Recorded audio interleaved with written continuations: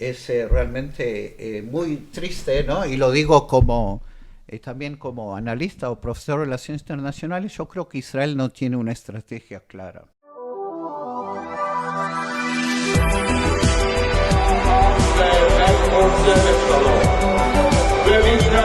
איתכם לא מדבר, אנטי-ציונים, תומכי טרור, אחים, לוחמים! שוויון זכויות חברתי ומדיני גמור. שנת הריבונות ביהודה ושומרון. Esto es Ben Ashugot, un podcast para leer entre líneas. Hola Johnny, ¿cómo andás? ¿Cómo estás, Mati? ¿Todo bien? Saludamos también a la audiencia y a Arie Kachovitz. Hoy estamos en un capítulo especial. Lo vamos a presentar primero a Arie Kachovitz. Él es profesor de Relaciones Internacionales y titular de la cátedra Chaim Weizmann de Relaciones Internacionales en la Universidad Hebrea de Jerusalén. Profesor en la universidad desde 1993. Dirigió el Departamento de Relaciones Internacionales.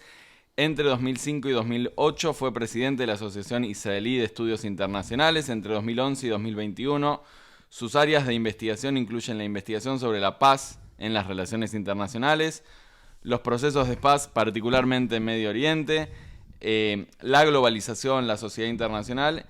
Es autor y editor de 10 libros principalmente sobre la paz y hoy nos recibe aquí en su casa, en Guiló, y nos comentabas antes un lugar particular, Guiló, ¿no? Sí, bienvenidos a mi hogar. Guiló está ubicado en el sur de Jerusalén, lindando con Belén, con la autoridad palestina, y les cuento que cuando estamos buscando departamento, hogar, y de esto estoy hablando hace más de casi 30 años atrás, en los años 90, a mitad de los años 90, era pleno proceso de paz, y buscando lugares en Jerusalén pensé, Guiló va a estar al lado de la autoridad palestina, ahí va a haber quizás otro estado, va a haber una frontera abierta de paz, etcétera. Como podemos decir, en casa de herrero, cuchillo de palo.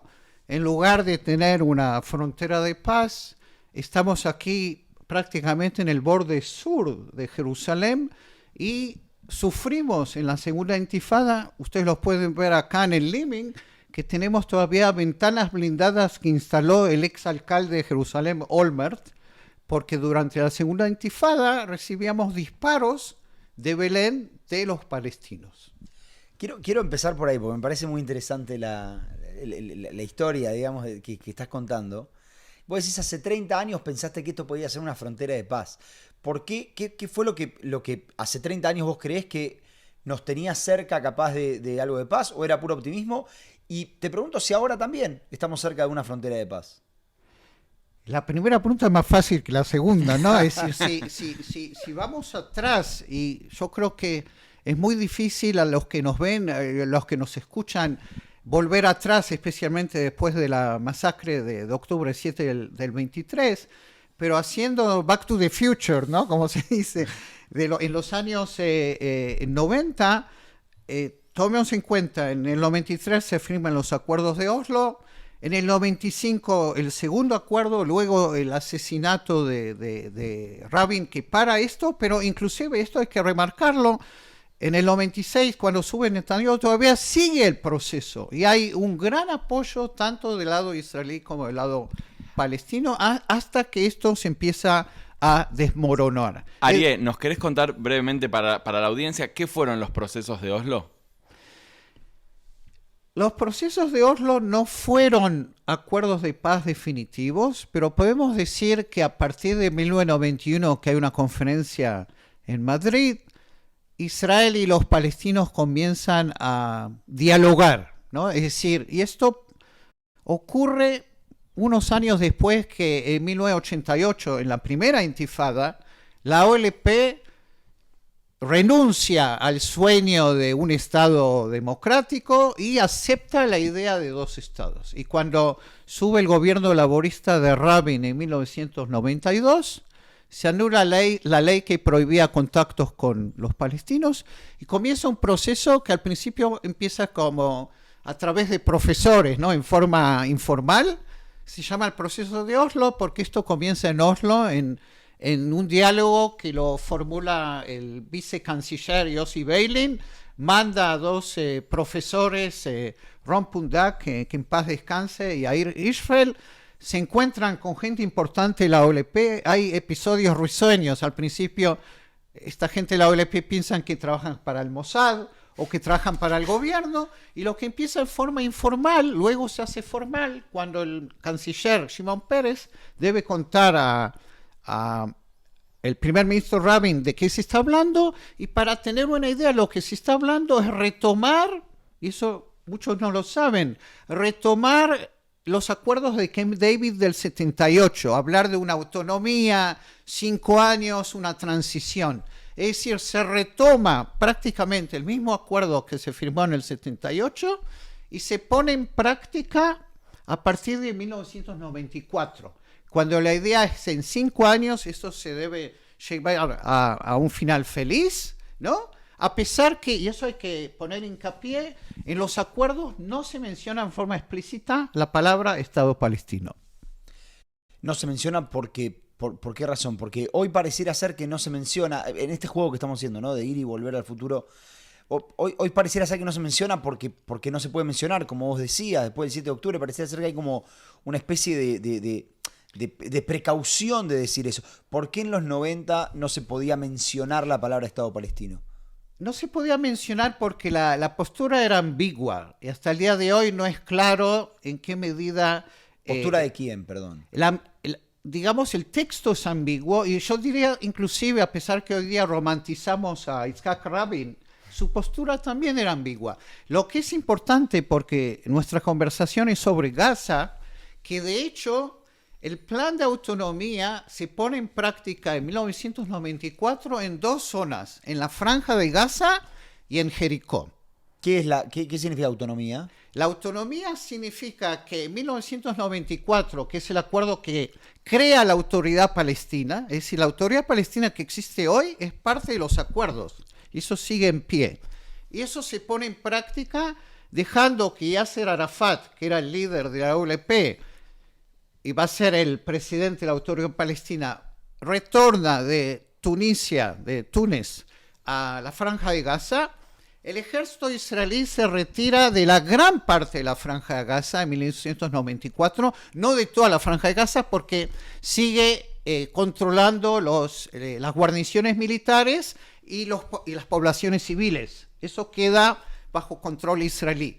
Pero el resto se entrega en forma paulatina y en forma gradual a Arafat, y la zona de Jericó se la elige por ser una zona bastante tranquila, aislada, pero también la lógica, y eso también es importante para mirar hacia el futuro, Gaza y la Cisjordania son 2 partes de una misma entidad, y eso es lo que también está escrito en el Acuerdo de Oslo. Ahora, vos estás presentando un panorama en los años 90 donde todo parecería indicar que estamos yendo hacia una solución de 2 estados. Así es. Ahora, ¿qué pasó? ¿Qué fracasó en los acuerdos de Oslo?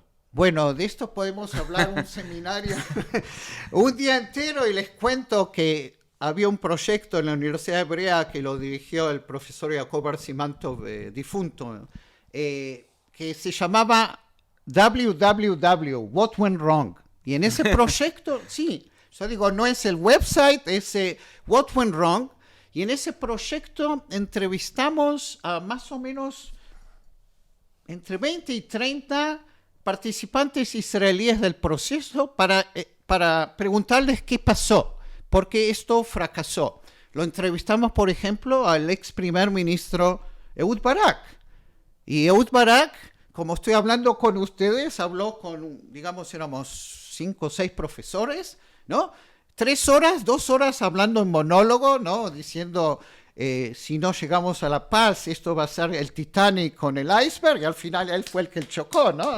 Claro. En Camp David, y al final diciendo, no tomando responsabilidad. Hubo errores de todos lados. Ahora, para decirlo en forma breve, porque no tenemos demasiado tiempo, yo diría que parte del problema es lo que se llama spoilers. Es decir, en ambas sociedades, a pesar que había un apoyo bastante grande, notable a la posibilidad de paz, teníamos suficientes extremistas que descarrilaron el proceso. Para darles un ejemplo, el caso más claro es Hamas. Hamas que es la organización que se crea en 1987, que va en contra de la posibilidad de una reconciliación, y también del lado israelí. Por ejemplo, Goldstein, que hace una masacre en Hebrón en 1994, y obviamente Yigal Amir, que asesina al primer ministro Rabin en noviembre del 95, ¿no? Y hubo muchos errores. También yo creo que las expectativas de ambas partes eran diferentes. Es decir, los palestinos, como bien decías, esperaban que de esto va a salir un Estado independiente, el final de la ocupación, y desde el punto de vista, de Israel se esperaba que iba a haber seguridad, ¿no? Y esto no resultó. Ahora, ahí es donde quiero ir un poco. Vos decías, Hamás se crea en el año 1987. Comentabas que Israel se va en los 90 de la Franja de Gaza. Así es. Sin embargo, en 2005 tenemos otra desconexión, una purga en el medio o una pelea muy grande entre la autoridad palestina y Hamás. ¿Cómo llega Hamás al poder en la autoridad palestina? Perdón, en Gaza. ¿Y qué clase de relación tuvo con Israel, por lo menos en sus primeros años? Bueno, esas son preguntas muy importantes, porque yo creo que también tenemos que recordar a los que nos ven y los que nos están escuchando que Hamás es, digamos, una versión de la Hermandad Musulmán, es decir, una organización islámica que de hecho cuando se crea en 1987 Israel apoya su creación, ¿no? Esto suena quizás... Israel apoya la creación de Hamás. ¿A qué te referís con eso? Me refiero a que tomen en cuenta que todavía en 1987 la OLP no reconoce a Israel. De hecho, Hamás se crea como parte de la primera intifada y surge como una organización que se ocupa de caridad musulmán. Yo sugiero que todos los que nos escuchan vean este documental de Kana Ahad Israel que se llama El Síndrome de Gaza, porque en ese documental se entrevista a un diplomático brillante que tiene un doctorado de islamismo de Columbia, que es Daniel Kurtzer. Y Daniel Kurtzer, todavía cuando era un diplomático relativamente joven, le decía a los israelíes, ustedes están locos que van a cooperar con esta organización islámica que es extremista, ¿no? Ahora, o sea, a Israel le avisaron que jamás podía ser Hamás. Claro, ahora Hamás, desde que comienza el proceso de paz, es decir, el proceso de Oslo, Hamás es responsable de los atentados, ojo, no solo Hamás, porque a medida que avanzamos en la cronología y llegamos a la segunda intifada, también es los Tanzim, Barghouti y demás, ¿no? Ahora, lo que ocurre es que si seguimos en el túnel del tiempo, ¿no? Y luego que en el año 2000, la cumbre de Camp David, que ya no es Netanyahu primer ministro, sino Barak, fracasa, estalla la segunda intifada. La segunda intifada es mucho más cruenta, mucho más violenta que la primera intifada, y de hecho la popularidad de Hamás surge en función de la debilidad de la autoridad palestina, ¿no? ¿Debilidad en base a qué? En base a, tomemos en cuenta que se postergan elecciones y cuando hay elecciones en el año 2006 en la autoridad palestina, que es la última vez que hubo elecciones parlamentarias, Hamás recibe la mayoría de los diputados, no necesariamente del voto popular, y se crea un gobierno de unidad nacional palestino, ¿no? De Fatah y Hamás, al principio, en el año 2006, pero como mencionabas antes, Johnny, en el 2007 hay una especie de mini guerra civil entre Hamás y Fatah, y Hamás queda en control. Y esto, otro punto que también sube la popularidad de Hamás, y lo mencionaste antes, Mati, es el hecho que en el año 2005 el gobierno de Ariel Sharon decide retirarse en forma unilateral de la Franja de Gaza. Es decir, completa el 10-15% que estaba todavía bajo control israelí, y yo creo que el craso error que hizo el gobierno israelí es retirarse no en un acuerdo, como el acuerdo de paz con Egipto, sino en forma unilateral. ¿Y por qué? ¿Por qué hicimos ese error? Esa es una muy buena pregunta, ¿no? Porque hay nuevamente hay Estamos hablando con Ariel Sharon, ¿no? No, es decir, hay diferentes interpretaciones. Es decir, capaz que Sharon, de alguna forma, él era consciente de que en ese momento no eran 2 millones, ¿no? Hoy son 2 millones en la Franja de Gaza, eran 300.000 salieron, pero eran, yo qué sé, 1 millón o no sé exactamente, en el 2005, y Sharon era consciente que hay que hacer algo, es decir, que Gaza es algo que Israel no tiene que ponerse sobre sus espaldas. Y hay una cuestión, Johnny, que con esa pregunta, creo que hay un periodo en la historia de la política israelí donde hay algo que la caracteriza, que es el hartazgo con el problema, el conflicto israelí-palestino, y esta sensación de que nada de lo que nosotros hagamos va a funcionar. Oslo fracasó. ¿A qué me refiero con esto? Que hay un periodo, si vemos en la década de los 2000, donde Israel empieza a tomar decisiones unilaterales. Me voy unilateralmente de la Franja de Gaza, Exacto. Construyo el muro, Exacto. La valla de seguridad de manera unilateral, me retiro en Líbano, también la retirada del Líbano, después la Segunda Guerra del Líbano. Esta sensación de no puedo confiar en el liderazgo palestino, pero algo tengo que hacer para solucionarlo. ¿Cómo lo ves vos eso? Así es decir, y eso, como bien decís, la estrategia de unilateralidad, Israel intentó hacerlo, pero eso tampoco tuvo demasiado éxito. Les recuerdo, Israel sale del Líbano en el 2000 y luego está la guerra del 2006. Y la guerra del 2006 hace que unilateralidad tampoco sirva. Israel sale de la Franja de Gaza en el 2005 y hay expectativas que quizás, creo que esto lo dijo Witkoff o lo dijo Trump el otro día, Gaza podría haber sido Singapur, eligió ser Haití, ¿no? Ahora, hay una realidad. Probamos la bilateralidad en Oslo, las negociaciones cara a cara, no funcionaron por lo que explicamos, podemos hablar años de por qué no Así funcionó. es. Probamos la unilateralidad, evidentemente tampoco funcionó. Lo cierto es que Israel se retira de la Franja de Gaza. Vos bien comentabas esta guerra civil interna que hubo en la Franja de Gaza y entramos en un periodo de casi década y media de ciclos de violencia, Así pilar es. ofensivo. Así es decir, tomemos en cuenta, sí, nuevamente tenemos que resumir, y esto es complicado, no hablamos antes, esto también hay de alguna forma que explicar, que la Franja de Gaza, que es parte de digamos, la tierra de Israel, ¿no? Como consecuencia, y que tendría que haber sido parte del Estado palestino, nunca se creó de acuerdo al plan de partición, fue anexada o fue ocupada, no anexada, militarmente por Egipto entre el 48 y el 67. En el 67 Israel la ocupa, como ocupa la Cisjordania en Jerusalén Oriental, la libera, el Golán, etcétera, ¿no? Es decir, Gaza ha sido siempre un problema respecto a este conflicto. Para darles una idea, la primera intifada del 87 comienza en la Franja de Gaza. Claro, pero en el 67 Israel ocupa Cisjordania, pero la postura frente a Cisjordania e Israel no es la misma que frente a Gaza. ¿Por qué? Porque probablemente la Cisjordania ha sido siempre mucho más importante. Yo creo que parte del síndrome o de la tragedia de Gaza, que nadie quiere Gaza. Es decir, como estamos hablando antes, en las negociaciones de paz entre Israel y Egipto, Egipto no quería Gaza. Egipto no quería el control de Gaza. Egipto quería retomar la península del Sinaí. Inclusive en la historia hubo un periodo pequeño de 2 o 3 meses en la guerra del 56 que Israel ocupa Gaza, como ocupa Sinaí. Y luego vienen las potencias, Eisenhower, Khrushchev, le imponen a Israel a retirarse del Sinaí y de la Franja de Gaza. Esto es interesante para cuando hablemos del futuro, porque evidentemente ya existió esta cuestión de la imposición. Así Ahora, es. ¿por qué para Israel es importante Gaza? O capaz me vas a decir no lo es.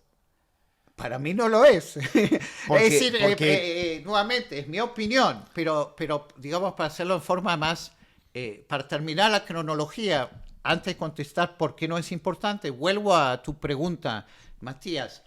Hamas en el 2007 controla Gaza. Y de hecho, a diferencia de la Cisjordania, que la autoridad palestina es muy débil y controla solo parte del territorio, la zona A, la Franja de Gaza son 360 kilómetros cuadrados, entran bajo control de Hamas. Israel impone un bloqueo, es decir, a veces en coordinación con Egipto, no es un bloqueo total, es Es decir, esto es completamente surrealista porque Israel le sigue pasando agua, electricidad. Israel controla toda la cuestión de digital, de quién está, de quién no está. Y como bien decías, entre el año 2007 hasta el 2023 hay una relación muy peculiar. Por un lado hay campañas militares, ¿no? Hay campañas militares 2007, 2008, 2008-2009, Olmert, ¿no? Hacia el final del gobierno de Olmert, Netanyahu 2012, luego 2014, luego 2021, ¿no? Y de hecho son campañas militares que es como un manejo del conflicto, porque no se decide qué hacer. Y lo que es más trágico, y es importante que los oyentes y los que nos ven lo sepan, es que en los últimos años, antes de esta guerra, de hecho hay una colaboración, y yo uso el término en forma colaboración como Vichy, que colaboraban con los nazis, en el sentido de que hay una postura, que no es solo la postura de Netanyahu, sino es una postura que prácticamente todos la adoptábamos, que se puede controlar a Hamas. Es decir, que se puede pasar dinero, $30 millones por mes, para alimentar al tigre, ¿no? Es decir, y yo creo que para entender el contexto, y esto es esencial, como desde el 2007 los palestinos están separados en dos entidades, de hecho hay una decisión política muy clara del gobierno de Israel de preferir manejar el conflicto con Hamas y tenerlo en la Franja de Gaza para no negociar con Abu Mazen en la autoridad palestina en Ramallah una negociación pacífica. Pero ahí me quiero meter, porque Israel muchas veces dijo, nosotros nos fuimos de Gaza unilateralmente en 2005, nosotros nos fuimos de Gaza, podrían haber hecho algo mejor y decidieron no hacerlo. Ahora, por lo que vos me decís, pareciera ser que punto número Israel tanto no se fue, porque vos me decís hubo campañas militares constantes, controlaban qué entraba, qué no. Pero lo segundo que te quiero preguntar es si se podría haber hecho algo distinto, porque también por lo que vos me decís, pareciera ser que Israel sabía exactamente quién era Hamas hasta que llegó el 7 de octubre de 2023. Son varias preguntas importantes, porque de hecho hay toda una cuestión inclusive legal si Israel termina la ocupación de Gaza, porque Israel sigue manteniendo, antes de la guerra estoy hablando, el debate del control aéreo, efectivo. el mar, las fronteras, salvo Rafah, que ahí está Egipto, ¿no? Ahora, yo creo que Gaza no tiene ninguna importancia, inclusive yo creo en términos ideológicos religiosos, ¿no? Gaza no es Hebrón, es decir, es completamente diferente. Entonces, es parte, yo creo, de la tragedia que Israel no sabe lo que hacer al respecto, ¿no? Y me olvidé la segunda pregunta que me hacías. No, te preguntaba respecto de si, primero, si Israel había salido o no realmente, y Claro, la segunda, eso no, claro. y la segunda era, el gran argumento de muchas personas es, no solo nos fuimos, sino que en ese tiempo podrían haber hecho algo mejor de lo que hicieron. Pero pareciera ser, por lo que vos me contás, que Israel por lo menos debiera haber sabido quién era exactamente Hamas. Bueno, ahí voy. Es decir, yo creo, y yo puedo citar aquí a un colega que él es experto, él escribió un libro sobre Hamas, que es Abraham Sela, y el profesor Sela me cuenta, estuve hablando con él el fin de semana anterior, que él ahora está escribiendo y como mea culpa, ¿no? Diciendo, no era consciente de la barbaridad, de la ideología barbárica de Hamas. Es decir, yo creo que parte del craso error, y también puedo agregarme a mí como mea culpa, a pesar que yo soy profesor de paz, no experto islámico, en el sentido que se pensaba que Hamas es un actor racional, para darles una idea de la forma en que Hamas, creo que se dice en español, nos engrupió, nos engañó, ¿no?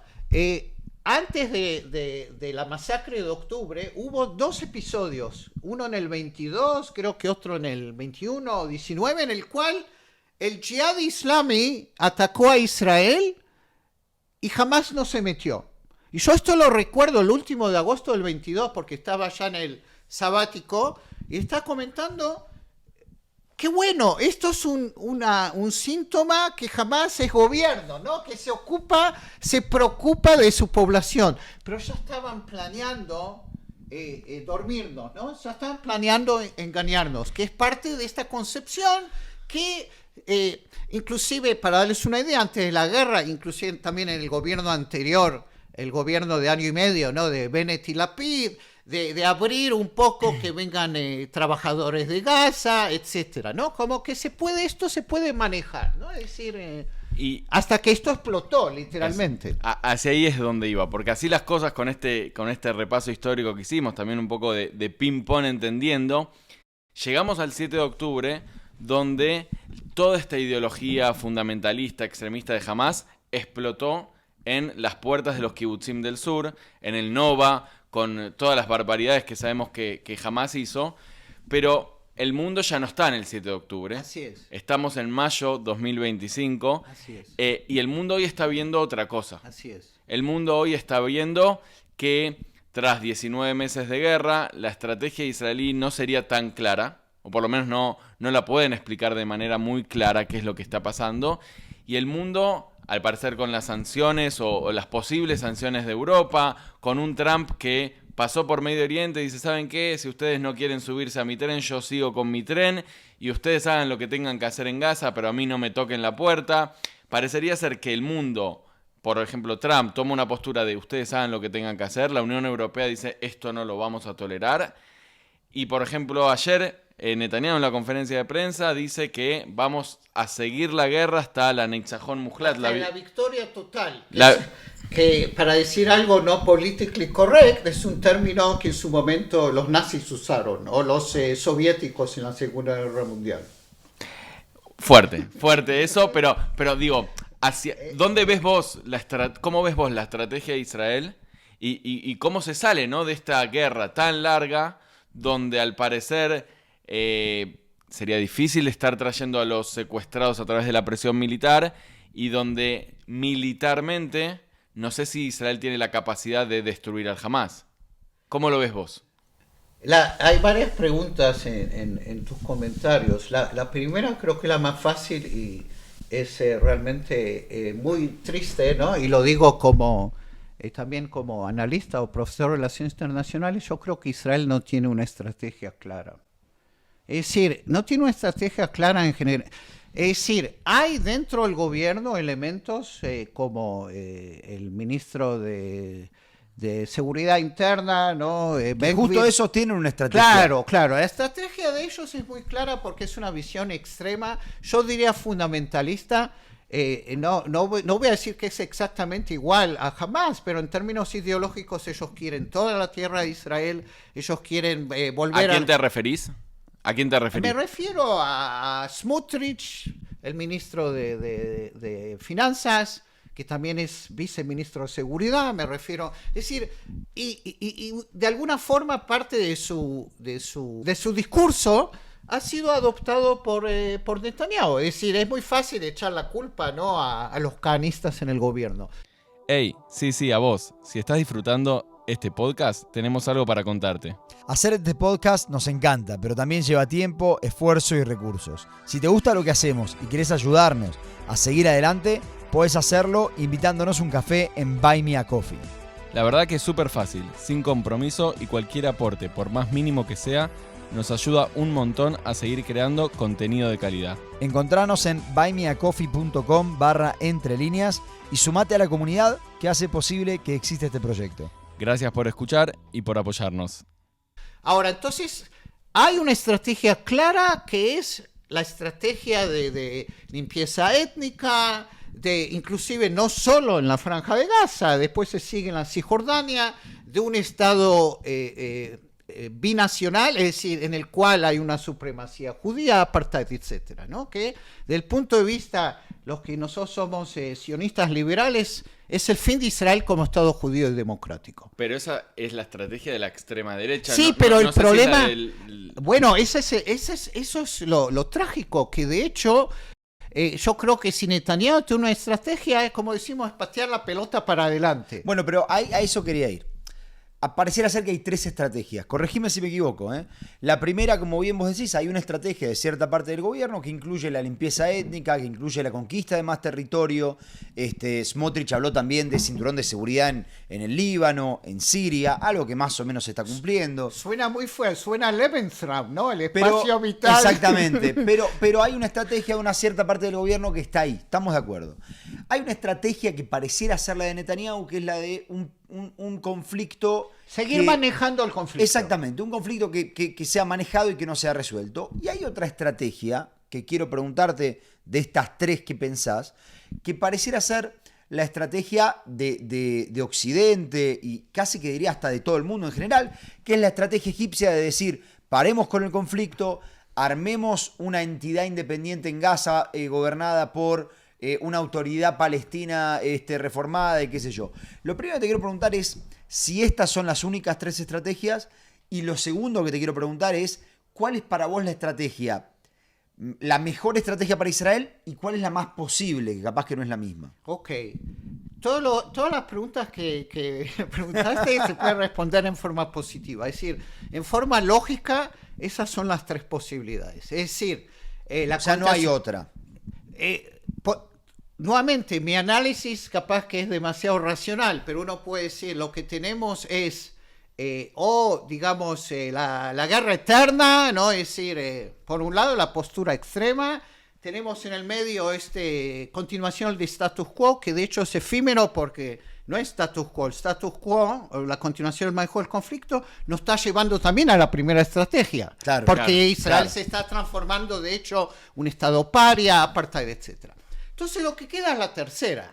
Ahora, yo les cuento también a título personal, desde que comenzó la guerra, capaz que es mi reacción personal psicológica al trauma, no paro de escribir en español, en hebreo, en inglés, no sé quién lo lee, pero de alguna forma yo me identifico, y lo puedo decir en términos científicos, con la tercera estrategia. Porque, paradójicamente, y la tercera estrategia a la larga nos tendría que llevar a una solución pacífica y el retorno a esta idea de 2 estados, que es la idea de partición. Ahora, si uno ve, acá hay una paradoja también muy grande.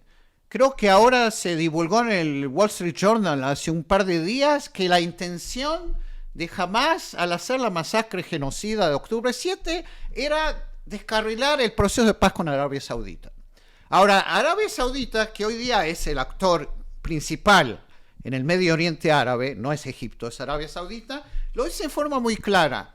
Sus condiciones para una normalización con Israel implican, primero, en forma clara, terminar la guerra. Empecemos por ahí.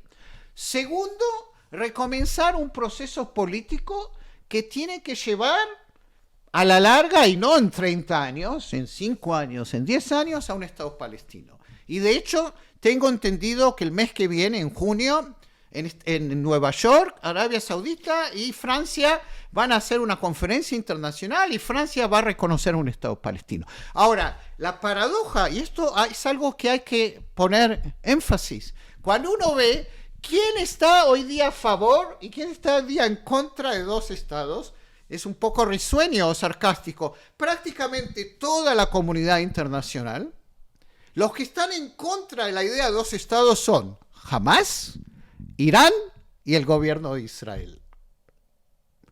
Y esto hay que... Eso es fuerte. Ahí está el corte. Hamás, Irán y el gobierno de Israel. Vos querías un corte, ahí lo... No, ahí lo porque esto es algo... Es decir, y acá nuevamente estoy dejando de lado los elementos morales de lo que estamos haciendo en Gaza. Esto es puro realpolitik. Pero permitime frenarte ahí, porque vos decías, quizás desde tu trauma, vos decís, yo me la paso escribiendo. Y la sociedad israelí es una sociedad que está traumada, sigue, Así el trauma es. sigue. Ahora, vos decís 2 estados, quiénes están a favor, quiénes están en contra. Dentro de ese trauma, ¿no crees que reconocer un estado palestino después del 7 de octubre sería, como dice Netanyahu, un premio al terrorismo? Yo creo que es al revés, pero eso hay que explicarlo. Es decir, nuevamente, y también, ojo, paremos, no es que mi postura es completamente ingenua o... estoy hablando con ustedes después de haber tomado drogas y 5 copas de whisky. No, yo trato de ver en forma racional. Capaz que parte de mi problema es y me han criticado que capaz que mi análisis es racional, es un análisis de realpolitik. Pero yo creo que es precisamente al revés. Como estabas preguntando antes, yo creo que si se va a escalar la campaña, que va a matar a los secuestrados vivos, va a desaparecer a los secuestrados muertos, va a seguir matando a civiles, mujeres, niños, y le van a echar la culpa a Yair Golan, pero Yair Golan no tiene la culpa. Es decir, de hecho, a la larga se va a imponer. Se nos va a imponer, como estamos hablando en el principio del 57, que Israel se retira de Gaza y de Sinaí, se nos va a imponer un final de esta guerra, porque esta guerra no es bueno para los europeos. ¿Y qué significa eso para Israel? ¿Qué significa que el 28 de mayo, que se junta el Consejo de Seguridad, diga hay que terminar la guerra, Estados Unidos no lo... Estoy especulando, Estados Unidos no lo veta, y Israel, ¿qué significaría eso para Israel y para la estrategia número 3, que es la que decimos que es la mejor? Claro, la pregunta es cómo se hace, porque, por ejemplo, en junio del 24, el año pasado, está creo que la 3735, que acepta el plan de Netanyahu, de Biden, ¿no? Que se pone en práctica en enero de este año, y que Israel, y esto también hay que decirlo a calzón quitado, en marzo Israel viola en forma unilateral el acuerdo que firmó en enero, ¿no? Ahora, ojo, se puede hablar de Estado palestino, pero primero hay que terminar la guerra. Es decir, la estrategia, y como bien decías, yo creo que hay blueprints, planes no faltan, ¿no? Es decir, que primero hay que pensar en algo, una transición, algo transicional, ¿no? Y, por ejemplo, si miramos en el mundo, esto ocurrió en Timor del Este, esto ocurrió en Kosovo, esto ocurrió cuando se acaba la guerra en Yugoslavia, que se impone a las partes y se crea Bosnia-Herzegovina, ¿no? No es fácil, no digo que sea fácil, porque tiene que haber, no es que mañana a la mañana puede entrar la autoridad palestina a la Franja de Gaza y dentro de 2 días se va a crear un Estado palestino. No, pero tiene que haber una disposición de parte de Israel que tiene que condicionar. Respecto al fin de la guerra, yo acá sí estoy con nuestro gobierno. Jamás no puede seguir gobernando la Franja de Gaza, número 1. Segundo, hay que buscar la vuelta, creo que se dice así en lunfardo, ¿no? De demilitarizar, que es decir, y acá hay una discusión, porque jamás está diciendo vamos a entregar las armas cuando se crea el Estado palestino. Eso es ciencia ficción. Pero se habla también capaz que le va a pasar las armas a Egipto, ¿no? Número 2. Número 3, si se puede llegar a un modelo como fue con la OLP en Líbano en agosto del 82, de retirar a Hamas de la Franja de Gaza. Entonces ahí tiene que crearse un gobierno tecnocrático, no necesariamente al principio político, con el apoyo de las Naciones Unidas, con el apoyo de Estados Unidos, con fuerzas, con botas ahí, ¿no? Que botas ahí tienen que ser países árabes, capaz que países de NATO, porque si no va a haber un esquema político-militar, nadie va a poner un centavo para reconstruir. Y si a mí me permiten, acá ya estoy haciendo ciencia ficción, yo escribí para Van Leer, yo diría así, que ahora todos están diciendo Israel tiene que ayudar a los palestinos después que hemos destruido físicamente la Franja de Gaza, ¿qué hacer? Pues acá tengo una propuesta que van a decir es completamente alucinada, que es, por ejemplo, Israel podría sugerir prestar 50, 100 kilómetros de Holot Halutza, que es una zona militar, crear ahí para mujeres y niños palestinos, no pagando Israel, sino bajo control internacional, fuerzas internacionales, campamentos de refugiados por 5 años mientras se reconstruye la Franja de Gaza. Eso sería, primero yo creo, una maniobra genial en términos de asbará, de propaganda, y una paliza total a Hamas. Ahora, volviendo al tema de Estado palestino, lo dije rápido, así que para... No, entiendo. Ahora, reconocer a un Estado palestino,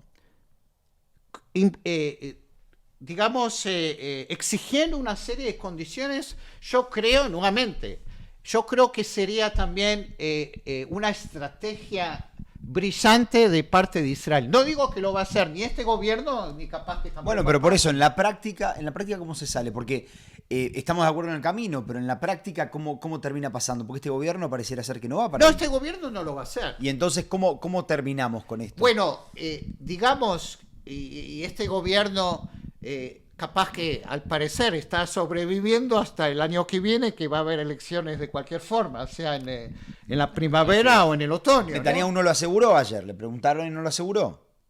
¿Por qué? ¿Qué dijo? Él dijo que en tiempos de guerra es una cuestión que hay que revisar.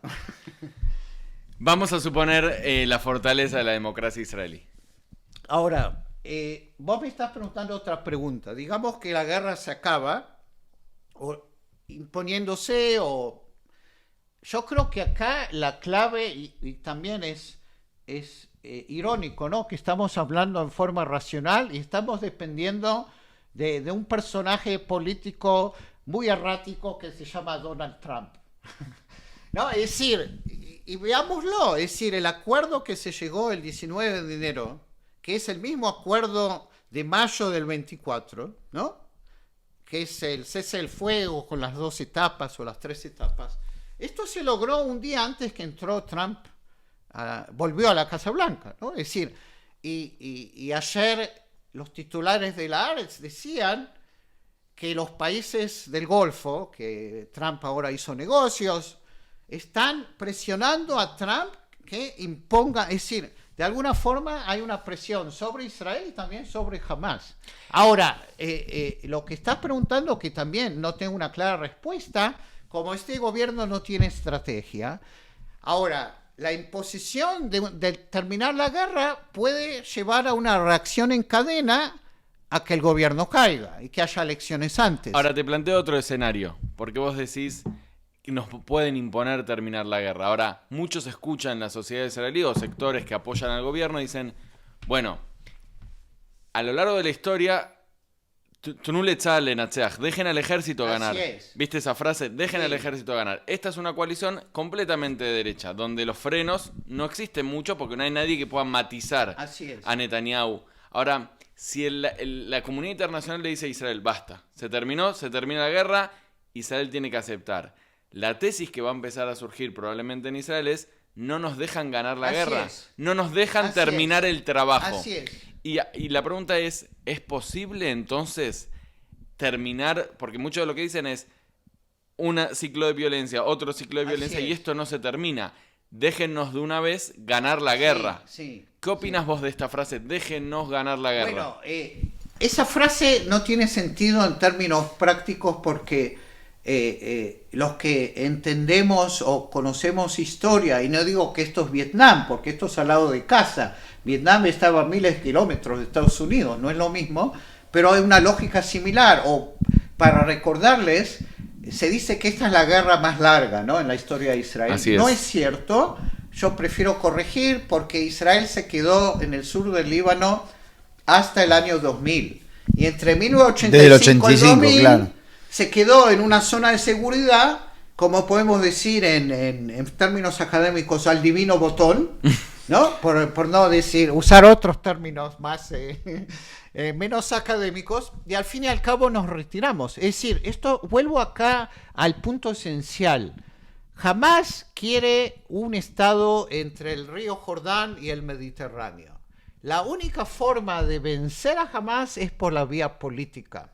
Es decir, hacer lo contrario de lo que Hamás quiere. Y creo que hay otro elemento que no sé si podemos incorporar en el podcast. Y yo creo que es todo este furor de las declaraciones de Yair Golán, ¿no? Hace un par de días. Recordamos a la audiencia, Yair Golán lo que dijo es que Israel mata bebés como hobby. Así es. Dijo, ningún país Ah, normal así es. mata bebés como Ahí va, hobby. ahí va. Y él después aclaró que se refería al gobierno. Al gobierno por los dichos del gobierno. Y hay citas de ministros que hacen así. Ahora, lo que yo digo que también yo creo que hemos perdido el compás moral, primero respecto a los secuestrados, ¿no? Los que todavía están en la Franja de Gaza, y tengo entendido, Netanyahu ayer dijo, quedan 20 vivos, ¿no? Es decir, desde su punto de vista, cuanto menos vivos quedan, lo siento, digo algo muy fuerte, mejor. Es decir, al perder el compás moral, primero respecto a los secuestrados, segundo respecto a lo que estamos haciendo en la Franja de Gaza, especialmente en los últimos 2 meses, cuando se ha vuelto a la guerra, que ya no es guerra de defensa o justificada, pues yo creo que acá hay otro elemento, más allá del elemento político estratégico. Jamás nos está ganando la guerra en términos morales. Nos estamos empezando a parecer a Hamás. Y eso es terrible. Eso es terrible. Porque de hecho, la ideología, es decir, uno puede decir, Hamás nunca se ocupó de su pueblo. Y lo dijo en forma muy clara, cuantos más muertos, mejor. Que Israel se ocupe de hacerle defensa aérea, nosotros hacemos los túneles para atacar a Israel. Ahora, cuando Israel está diciendo, vamos a destruir físicamente, estamos moviendo a 1 millón de palestinos, eso es un crimen de guerra. Entonces, de hecho, en términos morales, estamos perdiendo el compás moral. Y cuando estamos perdiendo el compás moral, yo creo que eso es tan grave, eso es gravísimo. Estamos perdiendo el alma. Y eso es victoria de Hamás. Y para explicar a nuestros oyentes hay que decir, tenemos que hacer lo contrario de lo que Hamás quiere. Que eso es lo que Hamás quiere. Quiero preguntarte justamente por el final de la guerra, o por cómo puede terminar. Y te voy a decir lo que yo pienso y quiero que me lo corrijas y me digas qué pensás. Con todo lo que vos decís, entiendo que la única salida es la salida política. Y entiendo que en esto estamos más o menos de acuerdo. Ahora, también veo que la salida política, a pesar de un gobierno tecnocrático, así como fue con la OLP en su momento cuando se exilió después de la guerra del Líbano y después volvió, la salida política en algún momento va a incluir al liderazgo de lo que era Hamás. Okay. De lo que era Hamás, digo. Porque si Hamás se exilia, ¿qué es lo que no nos dice? Claro, que después se claro, moderan, claro. ¿no? Y yo acá no voy a ponerme en purista a decir quién era terrorista no puede ser político, porque a Ahmad Ayara hoy lo reconocen como político cuando era una persona de Al-Qaeda. Ahora, lo que te quiero preguntar es, en ese sentido, ¿puede ser que cuando Biden en noviembre de 2023 dijo terminemos esto, armemos un Estado palestino, y la gente le dijo no podés hablar ahora de esto, sos muy ambicioso, puede ser que en ese momento, donde todavía estaba tan fresco el 7 de octubre, podría haber sucedido que haya un futuro de una autoridad palestina sin Hamás, y hoy, a partir de extender la guerra durante tanto tiempo, ya esa oportunidad la perdimos, y hoy tenemos que saber que Hamás va a ser parte de un liderazgo palestino? Mira, esa también es una pregunta muy importante, creo. Jonathan Zoref, si pronuncio bien su apellido, él es experto de estos temas, y él dijo en forma clara de que no se puede anular completamente el elemento islámico dentro de la política palestina, ¿no? Ahora, la gran pregunta es, jamás no puede, es decir, la hermandad musulmana o la vertiente palestina en la política palestina capaz que no se puede destruir como idea, obviamente. La pregunta es en qué medida se puede incorporar como partido político. Ahora, yo creo que acá también es importante que nuestros oyentes sepan que cuando el gobierno de Israel hoy día está diciendo Fatah o la autoridad palestina y Hamás es lo mismo, eso no es cierto. Sí, Netanyahu dice ni Fatahstán ni Hamasstán. Claro. Ahora, y para darles, cuando a mí me preguntan estudiantes, pero ¿cómo explicas esto? Pues yo acá nuevamente me baso en lo que saben los expertos del tema. Creo que en abril hubo una reunión en Ramallah en la cual Abbas dijo en árabe en forma muy clara, nosotros queremos 2 estados, nosotros estamos en contra del terror. Con mucha demora, capaz que presionado por Trump, también anularon estas subvenciones a familias de terroristas, ¿no? Por fin lo hizo. Y esto sí lo vi cuando estuve presente, acá estoy divulgando mi postura, pero es clara, de esta conversación en la Conferencia Popular de Paz que hubo en Jerusalén el 9 de mayo.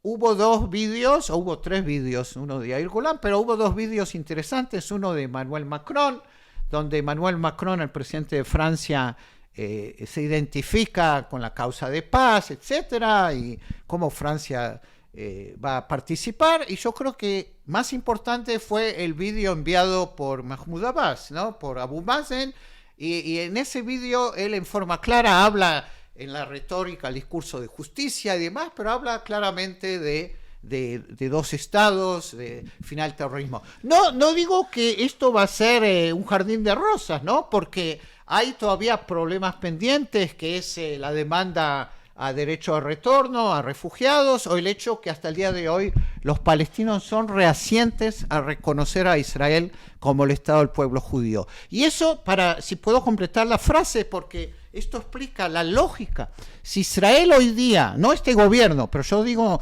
como ejercicio académico, si Israel reconociera un Estado palestino en forma condicional, pues eso solucionaría estos dos problemas. Primero, si Israel reconoce un Estado palestino, el Estado palestino no puede demandar retorno al Estado de Israel, porque es como, ¿no? Double, es decir, no hay, no podés dos regalos, ¿no?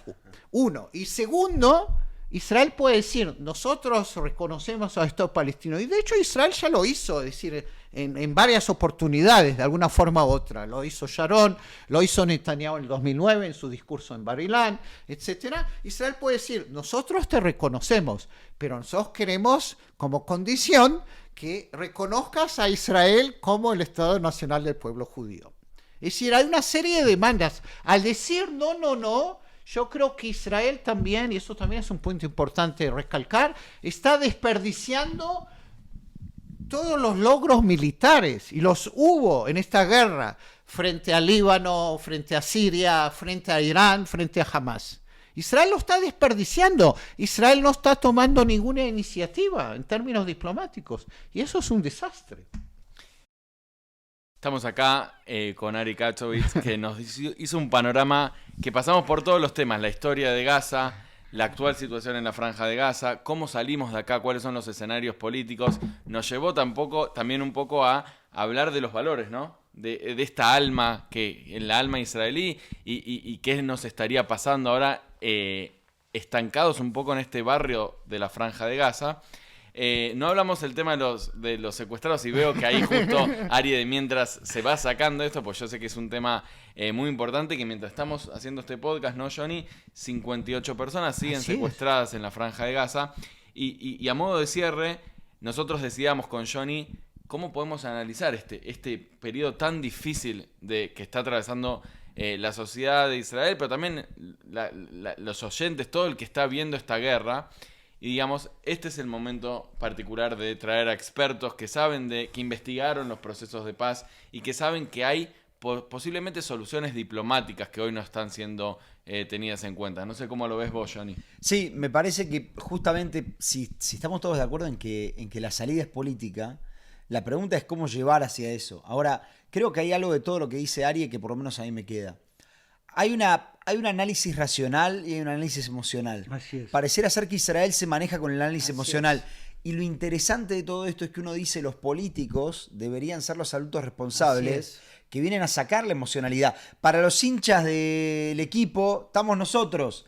Y los políticos, bueno, justo los académicos capaz que no. Y los políticos son los que nos tienen que decir, yo entiendo, pero hay precios que pagar para el futuro y hay que ser racionales. Pero nuevamente, esa es la diferencia entre Ben Gurión y Netanyahu. Ben Gurión declara el Estado de Israel cuando la mitad de su gabinete, antes de comenzar Israel como Estado independiente, decía, no, esto es un suicidio. Es decir, él fue líder. Pero yo quiero agregar, yo no sé cuál es mi valor agregado como académico, pero sí me gusta también recalcar. La última hora fue el valor agregado. Cuando uno ve las encuestas, uno ve que de hecho el 70% de la población israelí quiere los secuestrados en casa, inclusive con el fin de la guerra, número uno. Y otro punto que también es notable, si se le pregunta a los israelíes si están a favor de un Estado palestino, 20% va a decir que sí. Pero si se reformula la pregunta si los israelíes quieren la paz con Arabia Saudita, con los países árabes, una alianza contra Irán, esto sube a 50 o 60%. Es decir, de hecho hay una mayoría silenciosa que no tiene que estar de acuerdo con todo lo que dije ahora en esta hora que hablamos, pero sí tiene una postura diferente, es decir, el gobierno actual no está representando la opinión pública israelí. Ari, agradecerte por este tiempo, la verdad es que me parece que deja muchas preguntas, y vamos a estar leyendo y preguntándonos mucho también. Sí, muchas gracias Ari por recibirnos acá en tu casa y por ayudarnos a hacer lo que es este podcast, que es a leer y a entender entre líneas Bein Ashurot. Muchas gracias y saludos a toda la audiencia. Chao, Ari.